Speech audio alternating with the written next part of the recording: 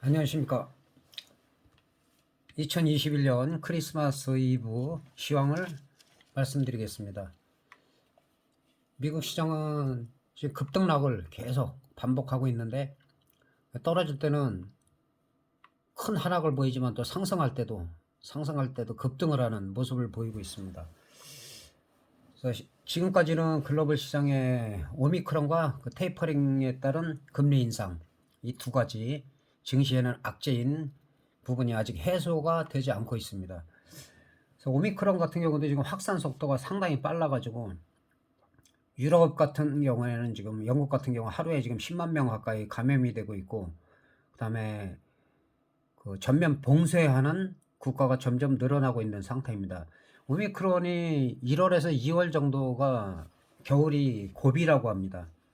그리고 1월 중에는 미국의 절반 정도가 감염 가능성도 있다.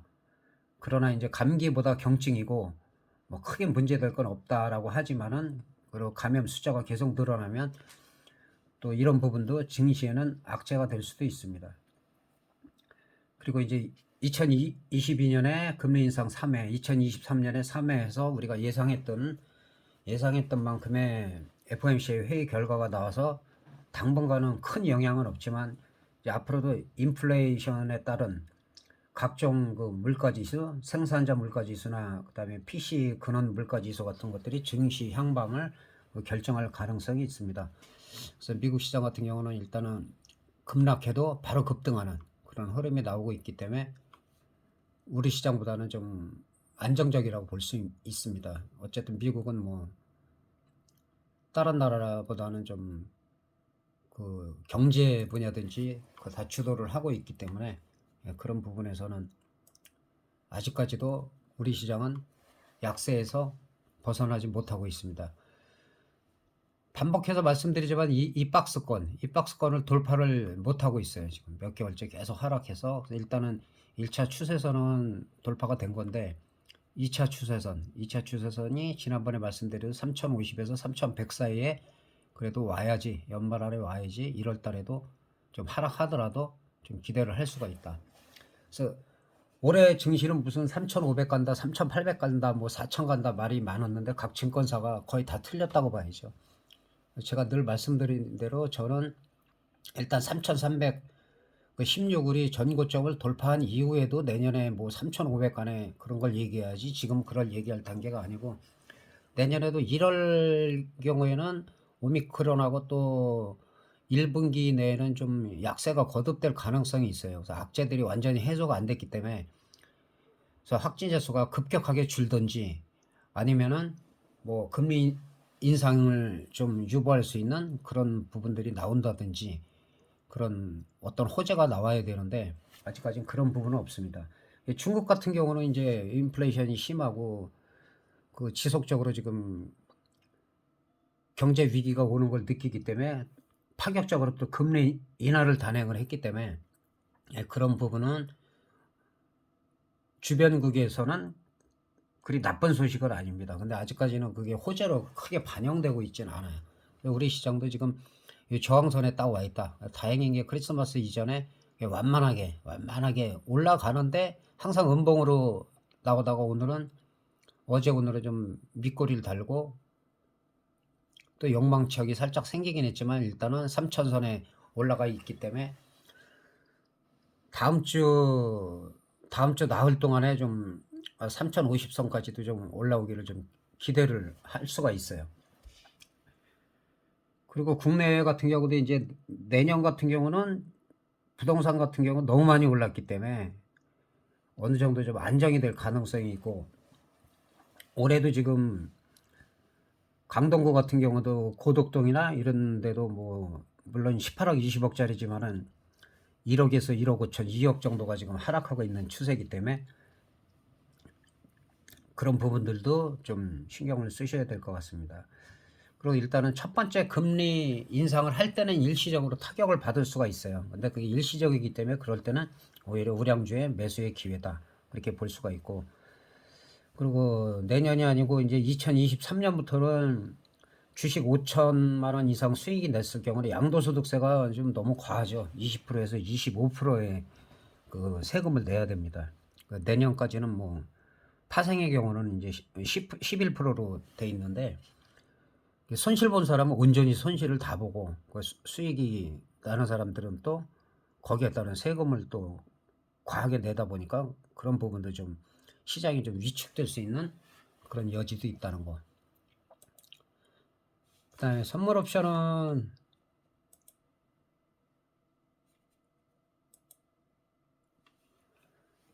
선물도 마찬가지로 지난번에도 이 400에서 한 401.5 정도 되죠.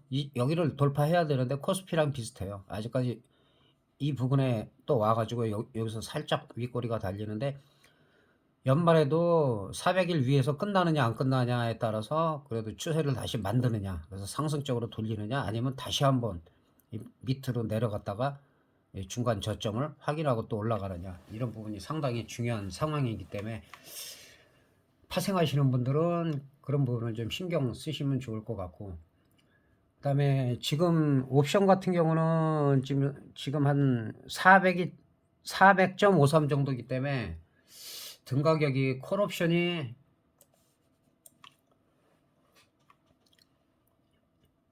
한 3.5 정도 되고, 그 다음에 이제 풋옵션이 한 7점대이기 때문에 좀 상당히 비싸죠. 균형이 안 맞는데, 이거는 뭐 다음 주도 마찬가지고 좀 흔들 가능성이 있어요. 위로 쭉 올라갔다가 쭉 빼든지 해갖고 한 중간 가격 정도에서 가격이 형성돼가지고 1월 만기를 맞이할 가능성이 있습니다. 그래서 아직까지는 뭐 100%도 안 올라가고 한 7, 80% 정도?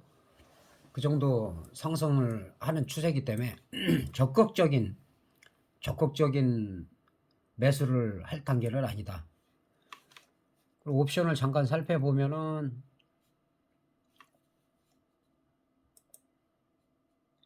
30분 봉으로 보겠습니다. 30분 봉으로 보면 이제 콜옵션 같은 경우는 콜옵션 407.5인데 뭐 이 정도까지는 개인들은 그러니까 만기 전에는 변동성 크기 전에는 1점대에서 2점대 정도 매매하는 게 좋아요. 너무 외가격을 하면은 상당히 위험하기 때문에 그러니까 뭐 한 200%도 제대로 안 올라갔어요. 그런 상황에서 계속 지금 올라가면 밀고 하는 상황이기 때문에 아직까지 크게 시세가 나지는 않는다. 콜옵션 같은 경우는 지금 407.5 같은 경우는 1.75 정도가 돌파해야지 그 다음에 뭐 한 2점대로 다 올라갈 수가 있기 때문에 아직 적극적으로 이렇게 오버나잇이나 양매수 할 단계는 아니다. 네, 풋옵션 같은 경우는 지금 계속 흘러내리는 추세이기 때문에 아직 저점이 확인이 안 됐어요. 확인이 안 됐기 때문에 조금 더 지켜봐야 된다. 그래서 지금도 마찬가지로 적극적으로 한쪽에다가 뭐 몰빵을 하든가 올인을 할 때는 아니다. 그런 부분 참고하시면서 매매를 하면은 도움이 될 것 같습니다. 그리고 주식 몇 종목만 살펴보겠습니다. 일단 흐름이 괜찮죠. 현대차 같은 경우도 뭐 지속적으로 이 부분이 이쪽에서는 저항선이었고 여기서는 지지선인데 이탈을 했다가 바로 올라가서 오늘 장대 양봉은 상당히 좋은 흐름이에요. 만약에 22만 대를 연말이나 내년 초에 돌파한다면 또 시세가 더 많이 날 수 있는 그런 흐름이기 때문에 종목 자체는 괜찮습니다. 카카오 같은 경우도 오늘 양봉이 좀 괜찮았어요. 오늘 양봉이. 그래서 그 전에 저점을 깨지 않고 11만 원대를 깨지 않고 11만 4,500원이 그 전에 제가 이 자리에서 강조한 자리인데 여기서 좀 반등이 나왔어요. 일단은 12만 원, 그 다음에 12만 2,800원 정도를 돌파하는지 여부가 중요하다. 그리고 저항선은 거의 한 13만 원대 되기 때문에 이 부분에 가서 못 가면은 일단은 매도했다가 또 눌리면은 재매수하는 그런 전술을 피는 게 좋겠다. 그 다음에 삼성전자는 뭐 계속 말씀드리지만 이 자리에서는 계속 줍줍이다. 매수하고 올라가더라도 눌렸다가 가고 지금 배당 문제도 있고 하기 때문에 지속적으로 올라가고 있어요. 그리고 77,000원, 78,000원대가 저항이었는데 이거를 돌파를 했어요. 돌파를 해갖고 삼성전자나 이제 배당주는 이렇게 보시면 돼요. 이게 여기서부터 이렇게 올라가는 게 상승을 하고 있는 게 이제 배당 효과가 있기 때문에 28일 날 사야지 배당을 받을 수가 있기 때문에 만약에 그때까지 다음 주에도 올라간다면 일단은 그만큼 배당 받을 이상으로 올라갔기 때문에 그 차익 실현을 하고 배당락 30일 날 하는 날 재매수하는 방법하고 아예 배당을 받고 시간이 지나도 배당락을 회복할 때를 기다리는 방법, 두 가지가 있습니다. 그래서 둘 중에 하나는 여러분들이 이제 선택을 하시면 되고, 삼성전자는 늘 말씀드렸지만 어느 정도 이제 회복이 됐고, 그다음에 이제 82,000원, 83,000원대가 거의 이 부분이 저항인데, 하여튼 배당 전에 어떻게 할 것이냐, 올라간 만큼 차익 실현을 하고 배당락 때 다시 사느냐, 아니면은 배당락이 회복될 때까지 기다려 갖고 아직 중장기로 가느냐, 그것을 개인들이 판단하시면 될 것 같습니다. 그리고 한국전력도 작년에도 한 22,000원, 2만원대에서 27,000원대까지 올라갔었죠. 올라갔다가 다시 하락을 했다가 오늘 그래도 양봉이 좀 괜찮게 나왔어요. 근데 22,000원이 22,000원, 22,600원 정도가 저항인데 이 부분까지 연말까지 가느냐, 아니면 다시 한번 올라갔다가 눌렸다가 다시 가느냐. 그래서 그런 부분을 신경 쓰시고, 지금은 한 22,000원까지는 올라갈 여력이 있다. 올라가서 22,600원을 뚫으면은 오히려 또 더 많이 갈 수도 있기 때문에, 이런 종목들은 물리더라도 크게 비중만 너무 많이 싫지 않으면은 우려할 만한 그런 종목은 아니다라는 거. 그 다음에 단알인데, 단알 같은 경우도 저점에서 많이 올라갔죠. 거의 한 300% 정도 올라갔다가 지금 눌린 상태예요. 눌렸다가 오늘 양봉이 좀 괜찮은 상태고, 그 다음에 많이 올라가면 한 17,000원, 18,850원이 고점인데, 올해 여기를 뚫기는 쉽지 않으리라고 보고, 한 16,800원이나 한 17,000원대에서는 거기서 분봉상, 5분봉상 윗꼬리가 달리면은 일단은 매도하고 다시 눌렸다가 올라갈 때 재매수하는 그런 전술이 좋을 것 같습니다. 이상으로 2021년 크리스마스 이브 시황을 마치고, 그리고 우리 구독자 여러분 1년 동안 고생하셨습니다.